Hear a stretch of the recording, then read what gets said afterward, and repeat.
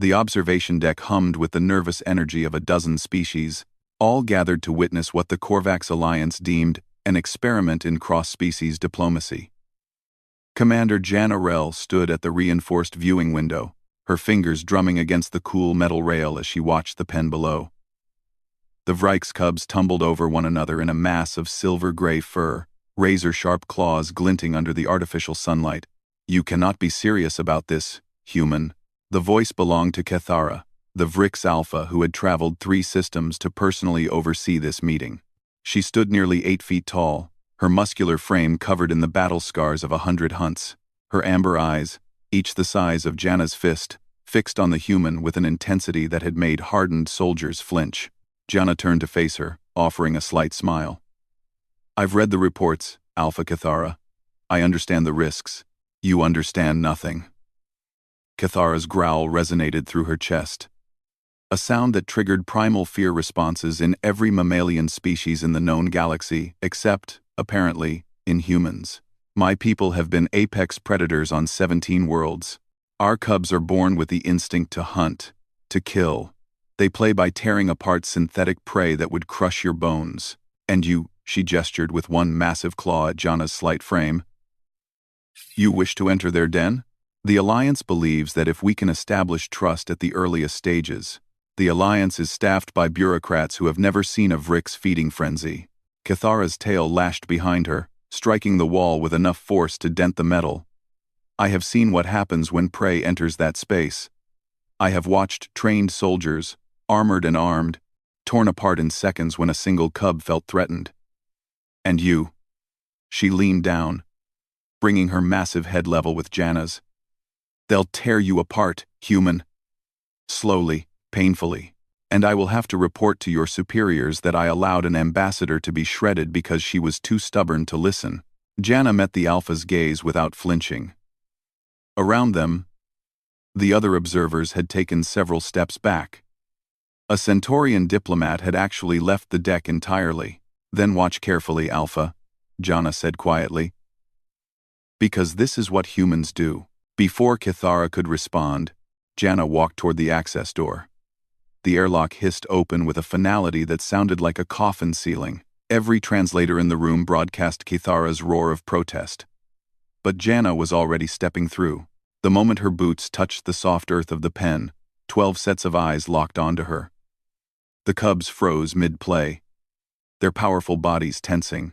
The largest, still adolescent but already the size of an earth tiger, took a step forward, lips curling back to reveal teeth designed to rend flesh from bone.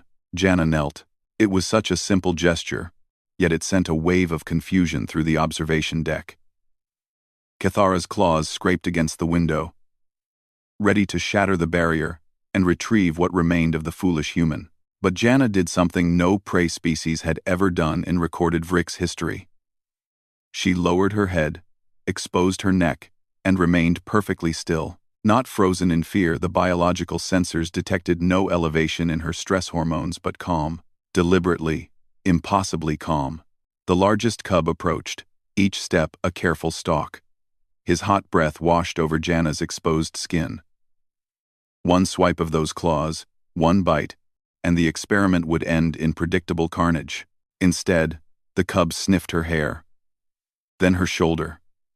Then, and this made Kethara's blood run cold, he pressed his massive head against Jana's chest and rumbled. Not a growl, a purr. "Impossible," Kethara breathed, but it was happening.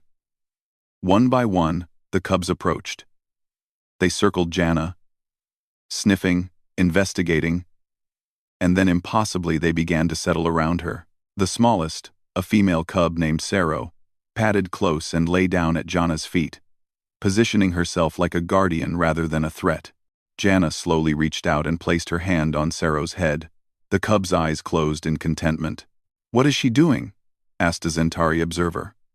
What technique is this?" Kethara watched in stunned silence as more cubs settled around the human. Within minutes, Jana was surrounded by a protective circle of juvenile Vryks, each positioned outward as if guarding her from external threats. Saro remained at her feet, occasionally looking up at Jana with something that looked disturbingly like devotion. "It's not a technique," Cathara said slowly, realization dawning. It's instinct. Human instinct. She pulled up the classified human research files she'd only skimmed before.